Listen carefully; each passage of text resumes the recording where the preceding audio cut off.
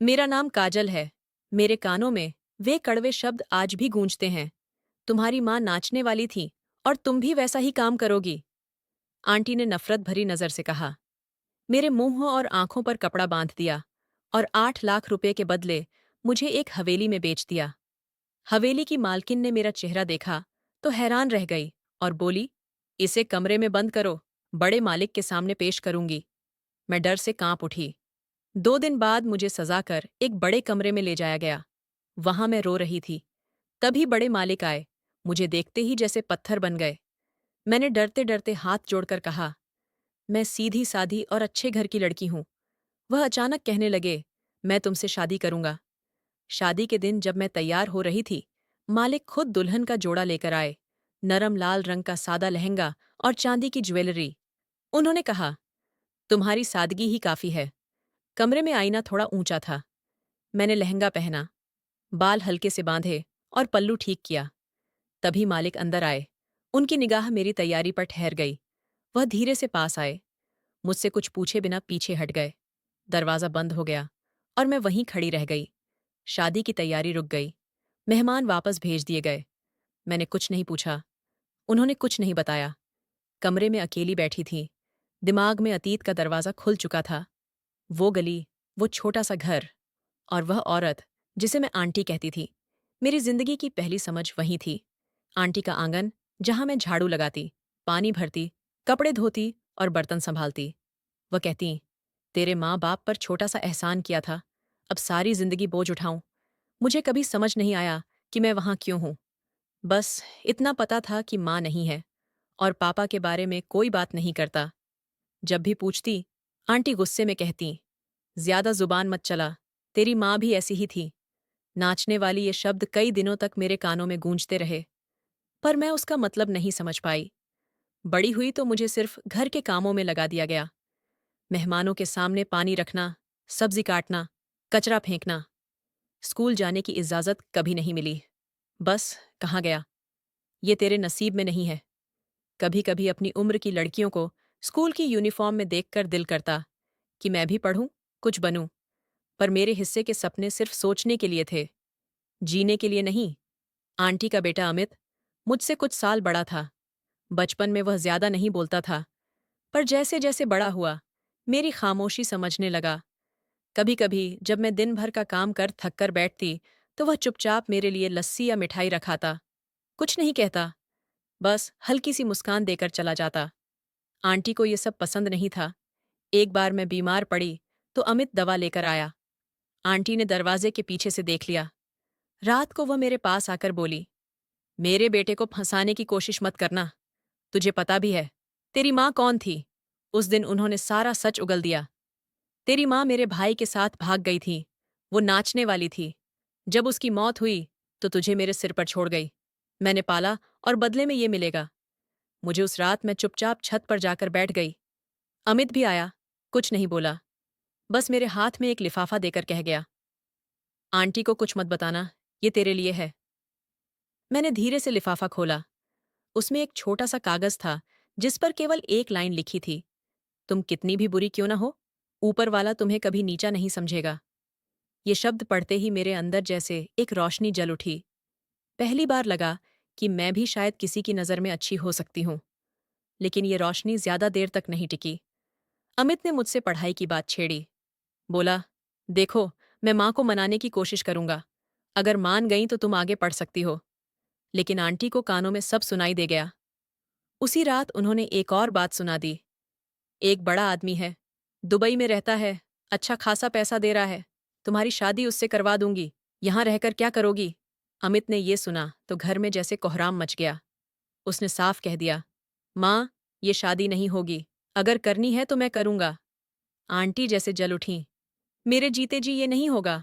उस रात जैसे घर की दीवारों को भी खबर हो गई कि अब कुछ बदलने वाला है। मुझे समझ नहीं आ रहा था कि खुश होऊं या डर जाऊं। अमित ने पहली बार खुलकर मेरे लिए बोल दिया था। ये मामूली बात नहीं थी। अगली सुबह मैं किचन में दूध चढ़ा रही थी। तभी अमित चुपचाप पीछे आया और एक लिफाफा रखकर बोला, ये कुछ पुराने कपड़े हैं, आजकल के नहीं, लेकिन तुम्हारे लिए अच्छे रहेंगे। मैंने बिना बोले लिफाफा ले लिया। वो समझ गया कि इसमें ही मेरा धन्यवाद छिपा है। आंटी ने शायद दूर से ये सब देख लिया था। उसी दिन चाय की प्याली देते हुए जलते लहजे में बोली, अब तो तुझे कपड़े भी मिलने लगे, फंसा ही लिया लड़के को। मैं चुप रही, जैसे हमेशा रहती थी। अमित धीरे धीरे मेरे लिए और भी चीजें लाने लगा।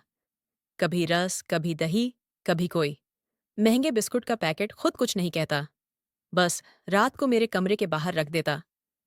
एक शाम मैं आंगन में कपड़े धो रही थी। हाथ साबुन से सफेद हो गए थे। अमित आया, नीचे बैठ गया और बोला, काजल, तुम्हारी उंगलियां बहुत नाजुक हैं। ये काम तुम्हारे लिए नहीं है। मैंने सवालिया नजरों से देखा, तो फिर कौन करेगा? उसने कहा, माँ को मनाने की कोशिश कर रहा हूं। अगर मान गई तो तुम्हें पढ़ने दूंगा। मैं हल्का सा मुस्कुरा दी और सर झुका लिया। लेकिन उसकी ये हमदर्दी अब घर में जहर घोलने लगी थी। आंटी की आंखों में एक अलग किस्म का गुस्सा उतर आया था। अब वो मुझसे पहले से ज्यादा काम करवाती और आवाज ऊंची हो गई थी।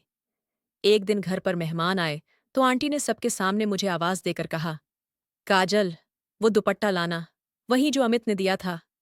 हाँ, वही जो तुझे मुफ्त में मिला था। मेहमान चौंक गए। मैं नजरें झुकाकर कमरे में चली गई। वो जानबूझकर ऐसे मौके ढूंढती थीं ताकि मैं सबके सामने शर्मिंदा हो जाऊं। एक दिन मैंने कमरे में अमित को चिट्ठी लिखते हुए देखा। मैंने पूछा, किसे लिख रहे हो? उसने धीरे से कहा, माँ को दिल की बातें जुबानी नहीं कह पाता, इसीलिए लिख रहा हूं। शायद पढ़कर कुछ बदल जाए। आंटी को जब ये पता चला तो वो गुस्से से कांप उठीं। अमित को सामने बुलाकर बोली, क्या बदनामी कराओगे? लोगों को क्या कहूंगी? नाचने वाली की बेटी को बीवी बना रहे हो? अमित का लहजा ठंडा लेकिन पक्का था। माँ, इसने मेरे लिए कुछ नहीं किया। बस जो किया वो सहती रही। जिसे आप बोझ समझती हैं, शायद वही मेरे लिए दुआ है। आंटी ने मुझे कमरे में बुलाकर दरवाजा बंद किया। हाथ में अमित का वही खत था। मेरी आंखों में आंखें डालकर बोली, देख, तेरी वजह से मेरा बेटा मुझसे सवाल करने लगा है। अगर वाकई में थोड़ी भी शर्म है तो खुद ही इस घर से निकल जा। मैंने धीमे से कहा, मैंने कभी आपसे कुछ नहीं मांगा ना? अमित से न किसी और से, वो चिल्लाई। यही तो कारण है कि सब तुझ पर फिदा हो गए। अब तो तू रानी बनने के सपने देख रही है। फिर उन्होंने मुझे जोर से धक्का दिया। मैं पीछे गिर पड़ी। अमित भागता हुआ आया, मुझे उठाया और कहा, माँ, आपने हद कर दी। आंटी कुछ नहीं बोली और कमरे से निकल गईं। कुछ दिन बाद अमित मुझे छत पर ले गया और बोला, ये शहर तुम्हारे लिए नहीं है ना ये लोग। लेकिन मैं सब बदलना चाहता हूँ। मुझे सिर्फ 1 साल दे दो। मैं विदेश जा रहा हूँ, नौकरी के लिए जा रहा हूँ। काजल, जब लौटूंगा तो सब बदल दूंगा। उसकी ये बात मेरे कानों में गूंजती रही। मैंने खामोशी से आसमान की तरफ देखा। एक तारा टिमटिमा रहा था। मन ही मन मैंने कहा, अगर ये मोहब्बत है तो इसे खोने से पहले पूरा कर दे, या फिर मेरे दिल से निकाल दे। अमित अगले हफ्ते दुबई रवाना हो गया। घर की दीवारें और दरवाजे जैसे सन्नाटे में डूब गए। आंटी अब हर बात पर चुप रहती थीं, लेकिन उनकी आंखों में एक अजीब सा इरादा छिपा हुआ था। मुझे तब समझ आया जब एक दिन उन्होंने कहा, अब अमित तो चला गया, बाकी काम मैं देख लूंगी। मैंने कोई जवाब नहीं दिया। अब चुप रहना ही मेरी सबसे बड़ी ताकत थी। अमित की मोहब्बत ने मेरे अंदर हिम्मत भर दी थी, मगर आंटी की खामोशी जैसे किसी नए तूफान का इशारा कर रही थी। अमित के जाने के बाद दिन जैसे थम गए। सुबह होती, मगर बिना किसी उम्मीद के। वही काम, वही आवाजें, वही चेहरे, मगर रवैये बदल चुके थे। आंटी अब ज्यादा बातें नहीं करती थीं। बस गहरी खाली नजरों से देखती रहतीं, जैसे मन ही मन कोई योजना बना रही हों। एक सुबह मैं आंगन में झाड़ू लगा रही थी। तभी आंटी किसी से फोन पर बात कर रही थीं। उनकी आवाज इस बार असामान्य रूप से नरम थी। हाँ जी, लड़की बिल्कुल सीधी सादी है, काम जानती है, माँ बाप नहीं है, तो कुछ बातें आसान होंगी। जी, जी, सोना और मकान वाली बात भी हो जाएगी। मेरे हाथ रुक गए, दिल की धड़कन तेज हो गई। मैं न चाहते हुए भी कुछ सुन चुकी थी। 2 दिन बाद एक अनजान आदमी घर आया। अधेड़ उम्र का, सांस थोड़ी भारी, मगर जेब शायद बहुत भरी हुई। उसके साथ 2 औरतें थीं। जेवरों से लदी हुई आंटी ने मुझे आवाज दी, काजल, आकर प्रणाम कर, मेहमान आए हैं। मैं रसोई से हाथ धोकर आई। वो आदमी मुझे एक नज़र देखकर मुस्कुराया। आंटी ने कहा, यही है वो लड़की काजल, सीधी है, बोलती कम है, मगर सारा काम जानती है। मैं एकदम स्थिर खड़ी थी। न सवाल किया, न जवाब दिया। बस नजरें झुकाकर सब सुनती रही। अगले दिन वही आदमी और आंटी कहीं बाहर गए। शाम को लौटकर आंटी ने मुझे कमरे में बुलाया, दरवाज़ा बंद किया और बोली, काजल, तुम्हारी किस्मत बदलने वाली है। बड़े अच्छे लोग हैं, दिल्ली में रहते हैं, इज्जतदार घराना है, लड़का थोड़ा उम्र में बड़ा है, लेकिन तुम्हारे लिए अच्छा रहेगा। मैंने पहली बार उनकी आंखों में देखा। क्या आपने मुझसे भी कुछ पूछा? उन्होंने ठंडी आवाज में कहा। पूछने के दिन अब खत्म हो चुके हैं, अब सिर्फ मानने के दिन हैं। अमित ने वादा किया था, लेकिन वो चला गया, और ये दुनिया वादों से नहीं, फैसलों से चलती है। मैं बिना कुछ कहे कमरे से बाहर निकल आई। उस शाम छत पर जाकर देर तक आसमान देखती रही। अमित की बातें, उसकी खामोश मुस्कान, सब याद आ रहा था। 2 दिन बाद आंटी ने शादी की तारीख तय कर दी। सब कुछ इतनी तेजी से हुआ कि समझने का मौका ही नहीं मिला। मोहल्ले में बातें फैल गईं। काजल की शादी हो रही है, क्या वो बूढ़ा है? शायद पैसा देखकर फैसला किया होगा। मैंने छिपकर अमित को एक खत लिखा और एक पुराने दोस्त के जरिए दुबई भिजवाया। उसमें सिर्फ इतना लिखा, अगर तुम्हारा वादा अब भी कायम है तो लौट आओ। वक्त थम नहीं रहा। फैसले हो रहे हैं। 7 दिन बाद एक रात फोन की घंटी बजी। आंटी ने रिसीवर उठाया और उनका चेहरा बदल गया। फोन पर अमित था। माँ, ये क्या सुन रहा हूँ? आप काजल की शादी किसी बूढ़े आदमी से करवा रही हैं? अमित, तू वहां कमाता है और मैं यहाँ तेरा भविष्य संवार रही हूँ। मैं उससे शादी करना चाहता हूँ और मैंने वादा किया था। मैंने तो वो वादा नहीं किया था। आंटी ने कहा, तू वापस आ, फिर बात करेंगे। मैं 8 से 10 दिन में आ रहा हूँ। आंटी कुछ देर चुप रहीं, फिर बोली, ठीक है, 1 साल मांगा था तूने, अब 10 दिन और सही। आजा, फिर सब तेरे हिसाब से होगा। फोन कटते ही अगले दिन उनका रुख बदल गया। उन्होंने मेरे लिए खुद नाश्ता रखा और एक जोड़ा कपड़े देते हुए कहा, बेटा, चाचा की बेटी की शादी में ये पहनना तुम पर अच्छा लगेगा। मैं हैरान रह गई, पर चुप रही आंटी। दिन में खामोश और रात को गुमसुम हो गईं। धीरे धीरे उन्होंने उस बूढ़े आदमी का नंबर ब्लॉक कर दिया और शादी की तारीख टाल दी। मोहल्ले में फिर बातें होने लगीं। शादी कैंसिल हो गई, लड़की का कोई चक्कर है क्या? लेकिन आंटी ने सबको चुप करा दिया। 3 दिन बाद अमित लौट आया। हाथ में बैग, आंखों में सवाल। उसने मुझे देखा, कुछ कहे बिना माँ के पास गया। माँ, शादी कब करेंगे? आंटी ने कहा, पहले तुझे देख लूं, तू ठीक तो है ना? दुबई का काम कैसा चल रहा है? ठीक चल रहा है, अमित ने जवाब दिया। लेकिन काजल को लेकर जाना है, अब देर नहीं करनी।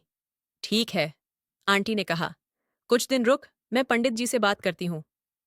पहली बार ऐसा वादा दिल से किया, पर मैं जानती थी ये बस वक्त खरीदना था। अमित के आने के 5 दिन बाद आंटी ने एक सुबह कहा, अमित, तुम्हें दुबई जाना होगा, अभी शादी मत करो। पहले सेटअप मजबूत करो, फिर धूमधाम से शादी करेंगे। अमित ने आश्चर्य से पूछा, अम्मा, मैं तो अभी आया हूं। हाँ, पर तुमने कहा था पैसे जमा करने हैं, नया घर लेना है। अभी शादी कर ली तो बोझ बढ़ जाएगा।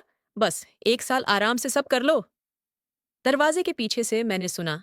दिल अमित की तरफ झुकता था, पर दिमाग कहता था, ये वही वादे हैं जो लोग वक्त काटने के लिए करते हैं। अगले दिन अमित ने माँ की बात मान ली। जाने से पहले छत पर मुझसे मिला। काजल, अगर अम्मा कह रही हैं तो ठीक है, तुम मेरा इंतजार करना, 1 साल में आ जाऊंगा। मैंने कहा, इस बार वादा निभाना भी। उसने सिर हिलाया और चला गया। अमित के जाने के बाद आंटी फिर सख्त हो गईं। अमित के कमरे को ताला लगा दिया, मेरा बिस्तर नीचे रख दिया और फोन मिलाया। जी, सब तैयारी हो गई है, लड़की तैयार है। 8 लाख की बात थी ना? हाँ, बंदा भेजिए, बाकी मैं देखती हूँ। 2 दिन बाद आंटी मुझे लेकर निकली। मैंने कुछ नहीं पूछा, लेकिन दिल जानता था कुछ बुरा होने वाला है। हम एक अनजान मोहल्ले में पहुंचे। वहां एक पुराना मकान था। दरवाजे पर मोटा पर्दा था। आंटी ने मेरा हाथ पकड़कर दस्तक दी। अंदर से एक औरत निकली, गहरा मेकअप, लाल लिपस्टिक, सिर ढका हुआ, ठंडी आवाज में बोली, हाँ, माल पूरा है, अब रकम निकालो। मैंने चौंक कर आंटी की तरफ देखा। ये कौन है? आंटी ने कहा, यही है जिसके कोठे पर तेरी माँ नाचती थी, अब तू भी यही नाचेगी। मेरे पैरों तले जमीन खिसक गई। 8 लाख में बिक गई तू। तुझे तेरे बाप की इज्जत नहीं थी, न तेरी माँ को थी, और तू भी वैसी ही निकलेगी। सपने देखना बंद कर। मैंने हाथ जोड़ लिए। तुम कितनी भी बुरी हो, ऊपर वाला तुम्हें कभी नीचा नहीं समझेगा। मैं अमित की अमानत हूं। आंटी हंसी। अमानत तो दुबई में है, और तू तो मेरा बोझ थी जिसे मैंने उतार दिया। उन्होंने कोठे वाली से कहा, रकम निकालो और दरवाजा बंद कर दो, अब ये तेरी है। नोटों की गड्डी लेकर वह बाहर निकली और बोली, तेरी माँ भी नाचती थी, अब तू भी वही करेगी, खून कभी नहीं बदलता। दरवाज़ा बंद हुआ। मैं अंधेरे कमरे में अकेली रह गई। कोठे वाली बोली, तैयार हो जा, यहाँ रोना धोना नहीं चलता, वक्त के साथ सब सीख जाएगी। मैं कोने में बैठकर अमित के शब्द याद कर रही थी, तुम मेरा इंतजार करना। कमरे में आंटी बंद थी। दीवारों पर पुरानी तस्वीरें, छत से पीला बल्ब टंगा था। बाहर संगीत बज रहा था। अंदर सन्नाटा था। उस सन्नाटे में धोखे की चीख गूंज रही थी। पहली रात जैसे थम गई थी। बाहर रोशनियों की रौनक हंसी। सीटी कदमों की आहट पर अंदर सिर्फ सन्नाटा था। औरतें बार बार झांक कर हंसतीं। भागने का वक्त निकल चुका है, अब तो तू यहीं की हो गई है। मैं कुछ नहीं बोलती, बस दुआ करती रहती, जैसे अंदर कुछ टूट चुका हो, लेकिन अब भी जुड़ने की उम्मीद बाकी हो। पहली रात एक ग्राहक आया। दरवाजे पर दस्तक हुई। जमीला अंदर आई, आंख मटकाते हुए बोली, चल उठ, बाहर सेठ बैठा है, तेरे नाम से ही दिल लग गया है। मैंने कुछ नहीं कहा, बस ऊपर वाले के सामने बैठी रही। जमीला बाहर गई और ग्राहक से बोली, जा अंदर बात कर ले, शायद मान जाए। वो अंदर आया। रोशनी जल रही थी। मैं दुआ कर रही थी। वो एक पल दरवाजे पर खड़ा रहा, फिर धीरे से दरवाज़ा बंद करके बाहर चला गया। फिर दूसरा आया, फिर तीसरा, और हर बार मैं वहीं करती, स्नान करती, दुआ में बैठ जाती और खामोश रहती। 2 दिन में मेरी चर्चा पूरे नाच घर में फैल गई। नई लड़की जो न किसी से बात करती है, न पैसे मांगती है, न गहने पहनती है। कोई कहता, ये नाटक कब तक चलेगा? कोई कहता, ये सच में दुआ में डूबी हुई है। एक ने हंसते हुए ताना मारा। बड़ी शांत लड़की निकली, और वही नाम मुझ पर चिपक गया। दुआ करने वाली लड़की। अब यहाँ आने वाले मर्द दरवाजे से ही पलट जाते, कहते, ये तो बद्दुआ दे देगी, कहीं अनर्थ न हो जाए। कोई मेरे पास सिर्फ नसीहत लेने आता। एक दिन एक औरत आई और बोली, बेटी, मेरे पति पर बुरी छाया है, उतार दो। तुम तो ऊपर वाले की अपनी हो ना। ये जगह जहां सब कुछ बिकता था, मैंने वहां एक कोना चुन लिया था। पाप के बीच पवित्रता की जिद सीमा, जो इस जगह की सबसे बड़ी मालकिन थी, एक दिन सख्त लहजे में बोली, ये कोई जगह नहीं है, या तो अपना काम कर या यहां से निकल जा। मैंने नजरें झुकाकर बस इतना कहा, आपने मुझे बेचा है, आस्था नहीं। वो कुछ देर खामोश रही, फिर बड़बड़ाती हुई बाहर चली गई। कुछ दिन बाद वहीं सेठ आया, वहीं जो पहले मुझे यहां से निकालकर शादी करना चाहता था। इस बार उसके साथ एक और आदमी था, शायद ड्राइवर। सीमा ने आगे बढ़कर कहा, सेठ जी, आज तो खास दिन है, सब हाजिर हैं। सेठ ने साफ लहजे में कहा, मुझे काजल से अकेले में बात करनी है। सीमा ने हंसते हुए कहा, अभी तो ये किसी के लिए नहीं मानती, बस ऊपर वाले का नाम लेती है। सेठ बोला, इसीलिए तो वापस आया हूं। मुझे उसके कमरे में ले जाया गया। मैं दुआ कर रही थी। वो दरवाजे पर रुक गया। कुछ देर मुझे देखता रहा। मैंने नजर उठाई और पहली बार पूछा, अब क्यों आए हो? वो धीमे से बोला, शादी की बात फिर से करने। मैंने कहा, मेरे चारों ओर किस्मत ने कांटेदार दीवारें खड़ी कर दी हैं, तुम्हें सच्चाई का पता नहीं। वो करीब आकर बैठ गया। मुझे बस इतना पता है, तुम बाकी सबसे अलग हो। जब सब बिकते हैं तुम झुक जाती हो। ये सब्र नहीं तो मजबूरी है, तो मुझे तुम्हारा हिस्सा बनने दो, तुम्हें यहां से निकालने दो। इस बार सिर्फ वादा नहीं, मैं तुम्हें सम्मान के साथ घर ले जाना चाहता हूं। मैं खामोश हो गई। कुछ पल बीते, फिर मैंने कहा, अगर तुम्हें मेरा यह हाल मंजूर है, तो मेरे अतीत से डरना मत। सेठ ने मेरा हाथ थामा। अगर तुम ऊपर वाले की बंदी हो, तो मैं तुम्हारा सेवक बनकर रहूंगा। उस दिन के बाद पहली बार कमरे में उजाला महसूस हुआ, मगर दिल अब भी डरता था, क्योंकि इस जगह की दीवारें सिर्फ ईंट पत्थर नहीं होती, वो साया बनकर हर जगह साथ चलती हैं। और मैं जानती थी, मेरा असली इम्तिहान अभी बाकी है। कोठे में मेरी मौजूदगी अब एक पहेली बन चुकी थी। कोई समझ नहीं पाता था कि मैं किस वजह से यहाँ हूँ। क्यों? हर बार जब कोई दरवाजे पर आता, मैं दुआ करने लगती। मालती ने एक दिन कहा, ये लड़की पागल है, कोठी में रहकर भजन करती है। एक और बोली, पागल नहीं, चालाक है, ऐसी 2-4 और हो जाएं तो धंधा बंद हो जाएगा। मैंने किसी को जवाब नहीं दिया। दिन में व्रत भी रखती थी और दुआ भी करती थी। जब भी दरवाजा बजता, मैं घंटी बजाकर ऊपर वाले का नाम लेने लगती। आने वाले मर्दों ने आना छोड़ दिया। एक दो जो आए भी, वे आशीर्वाद मांगने लगे, सौदा करने नहीं। पहले तो यह सबको अजीब लगा, लेकिन धीरे धीरे सबने मान लिया कि मैं वैसी नहीं हूं। अब मुझे एक नई पहचान मिल गई।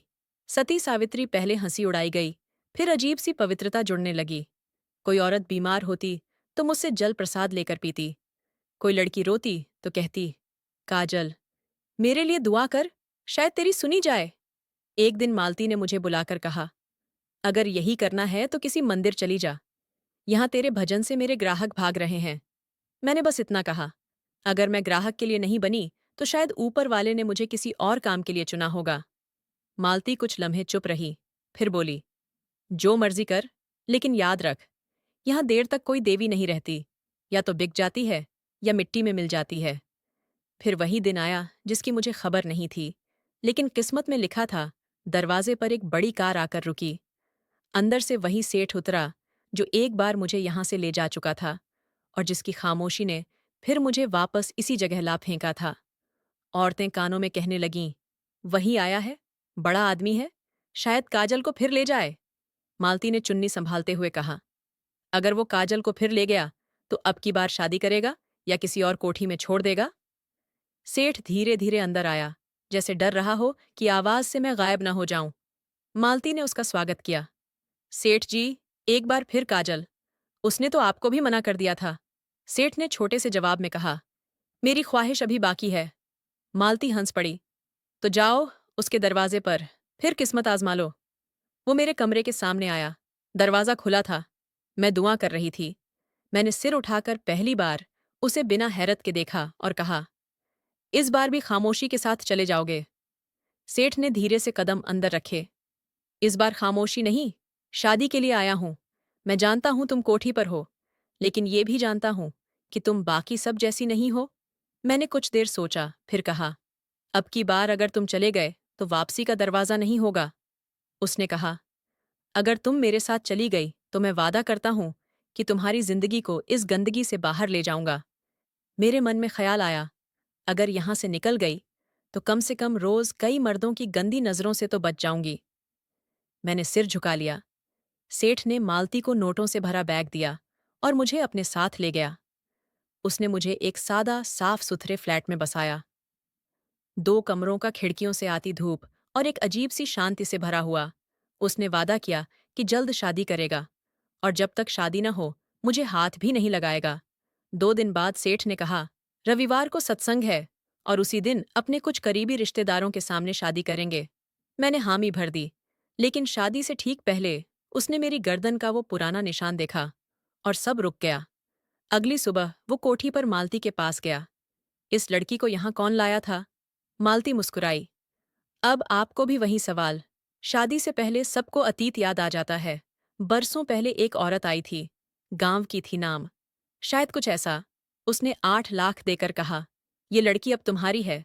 उसकी माँ भी नाचने वाली थी और ये भी वही करेगी। सेठ की आंखों में झटके जैसा आया। वो निशान, वो जुमला और वो औरत, सब जुड़ने लगे।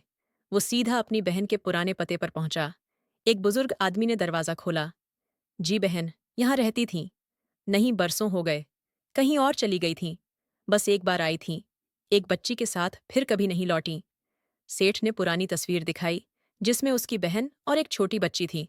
बुजुर्ग ने गौर से देखा। हाँ, वही थी। उसी के गर्दन पर ऐसा ही निशान था। सेठ की आवाज़ कांप गई। ये मेरी बेटी है। वो तुरंत फ्लैट पर लौटा। मैं जमीन पर बैठी माला फेर रही थी। उसने कहा, काजल, तुम्हारी गर्दन पर जो निशान है मेरी बेटी के पास भी था। मैं चुप रही। उसने आगे कहा, बरसों पहले मेरी बेटी मेरी बहन के साथ खो गई थी और वो कभी वापस नहीं आई। वही बहन तुम्हें मेरे सामने छोड़ गई और मैं पहचान ही नहीं पाया। मेरे हाथ से तस्वीर गिर गई। होंठ कांपे। तो आप मेरे, हाँ, मैं तुम्हारा बाप हूं। कमरे में सन्नाटा छा गया, जैसे सारी दीवारें थम गई हों, जैसे वक्त ने एक नया पन्ना खोल दिया हो, एक लम्हा जिसने सारे रिश्तों की परिभाषा बदल दी। मैंने आंखें बंद कीं और आंसू बह निकले। ये खुशी नहीं थी, दुख भी नहीं, बस एक पहचान का बोझ था जो बरसों बाद मेरे कंधों पर रख दिया गया था। वो मेरे करीब आया, मेरा हाथ थामा। अब कुछ भी नहीं बिखरेगा। मैं तुम्हें वो सब दूंगा जो तुमसे छीन लिया गया था। मेरे मन में बस यही गूंज रहा था। वो निशान जिसे मैंने सबसे छुपाया, आज पहचान बन गया। जिस इंसान से मैं शादी करने वाली थी वो मेरा बाप निकला, और जिसने मुझे कोठे पर बेच दिया वो मेरी सगी बुआ थी, बाबूजी। ये शब्द होठों पर आते आते अटक जाते। वो भी चुप रहता, बस मुझे देखता, जैसे बरसों का बिछड़ा वक्त आंखों से लिपट गया हो। काजल, वो धीमे से बोला, मुझे तुमसे एक बात जाननी है। वो औरत जिसने तुम्हें यहाँ छोड़ा, उसका चेहरा याद है? मैंने नजर झुका ली। हाँ, मगर धुंधला। बस इतना याद है कि उसके लहजे में नफरत थी। उसने अपनी बहन की पुरानी तस्वीर निकाली और मेरे सामने रख दी। मैंने गौर से देखा और सिर हिला दिया। उसकी सांस रुक सी गई। ये मेरी बहन है, सुनीता। कुछ घंटे बाद वो एक पुराने पते पर गया, जहां बरसों पहले वो और उसकी बहन रहते थे। टूटी हुई दीवारें, उखड़ा हुआ रंग, सन्नाटा दरवाजा। एक उम्रदराज औरत ने खोला। आप सुनीता को जानती हैं? उसने पूछा। आप कौन, उसका भाई? मैं वो हूं जिसकी बेटी को वो चुरा कर ले गई थी। औरत का चेहरा उतर गया। अंदर आइए। अंदर दो पुरानी कुर्सियां जंग लगीं, कीलें और एक कोने में पुराना बक्सा। सुनीता तो कई साल पहले यहां से चली गई थी। पति से झगड़ा हुआ था। एक लड़की साथ थी। कुछ दिन बाद लड़की नहीं रही। बस सुनीता अकेली रह गई। फिर कहती रही, मैंने सब ठीक कर दिया, अब वो मेरी नहीं। सेठ का दिल बैठने लगा। कहाँ गई? अब आखिरी बार पिछले साल कह रही थी अपने बेटे के पास जा रही है। शायद वाराणसी। सेठ वापस आया। मेरे कमरे में दाखिल हुआ। उसकी आंखों में हैरत, दुख और गुस्सा सब एक साथ थे। काजल, जो तुम्हारे साथ हुआ वो हादसा नहीं था। ये मेरे ही घर की साजिश थी। मैं चुप रही, बस सुनती रही। मेरी बहन नहीं चाहती थी कि मैं उस लड़की से शादी करूं जिसे मैं पसंद करता था। वो चाहती थी कि मेरी शादी उसकी सहेली से हो। जब मैंने मना किया तो उसने मेरी गर्भवती पत्नी को धमकाकर घर छोड़ने पर मजबूर कर दिया। और फिर मेरी बेटी तुम्हें ले गई। वो तस्वीर मेरे सामने रख दी। मैं तुम्हें कैसे न पहचान पाया? तुम्हारे चेहरे पर तुम्हारी माँ की झलक है। वही आंखें, वही खामोशी, और वो निशान याद है। तुम्हारी पैदाइश के दिन ही तुम्हारी गर्दन पर यह दाग था। डॉक्टर ने कहा था, ये जन्म का निशान है। उस दिन हम ज्यादा बात नहीं कर पाए, बस खामोशी में अपनी अपनी हार संभालते रहे। लेकिन एक सवाल बाकी था, मेरे बाप से। उसकी बेटी को किसने छीना और क्यों? अगले दिन सेठ ने अपने पुराने नौकरों को बुलाया। सुनीता की हर खबर लाओ, उसके पति, उसके बेटे, सबका पता लगाओ। एक दिन बाद खबर आ गई, काजल। अब तुम्हें एक और सच सुनना होगा।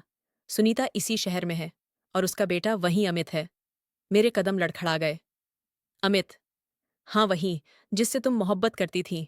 काजल, तुम सिर्फ मेरी बेटी नहीं, अमित की सबसे करीबी रिश्तेदार भी हो। कमरे में जैसे सांस रुक गई। रिश्ते उलट गए थे। वो जिससे मैं मोहब्बत करती थी, अब परिवार से जुड़ी हुई थी, और जिसे मैं सबसे बड़ा दुश्मन समझती थी, वही मेरा पिता निकला। मैं खामोश रही। अब बोलने का वक्त नहीं था। सच सामने था, और सच का वजन अल्फाज से नहीं, खामोशी से सहा जाता है। जब हर चेहरा अपने असल रूप में सामने आ गया, तो जैसे मेरे भीतर का कोई बंद दरवाजा खुल गया। सेठ जी मेरे सामने बैठे और साफ शब्दों में कहा, अब मैं तुझे वो सब दूंगा जो तेरा हक है। एक नई जिंदगी। कुछ दिन बाद उन्होंने मेरा कॉलेज में दाखिला करवाया। नए कपड़े, नई किताबें, और मेरा पहला दिन कॉलेज के दरवाजे पर खड़ी थी। दिल में डर था, कहीं कोई मुझे पहचान न ले। लेकिन सच्चाई ये थी, अब मेरा कोई ऐसा अतीत नहीं था जिसे यहाँ कोई जानता हो। क्लास में दाखिल हुई तो सब अजनबी चेहरे थे। किसी ने सवाल नहीं किया, न ही आंखों से टटोला। बैठते ही मैंने कॉपी खोली और पहला वाक्य लिखा, जिंदगी दोबारा भी शुरू हो सकती है, अगर पीछे से दरवाजा बंद कर दिया जाए। कुछ ही दिनों में माहौल समझ आ गया। लाइब्रेरी मेरी पनाह बन गई और पढ़ाई मेरी दुआ। मैंने खुद को हर चीज में पूरी तरह झोंक दिया।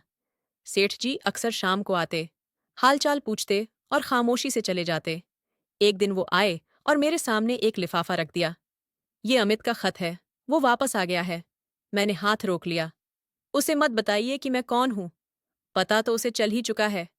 आते ही उसने एक सवाल किया, काजल कहाँ है? मैंने लिफाफा खोला। कुछ शब्द थे, मैं तुम्हें भूल नहीं सका। चाहे तुम मेरा परिवार हो, जो रिश्ता अब नहीं बन सकता, कम से कम इज्जत तो दे सकता हूं।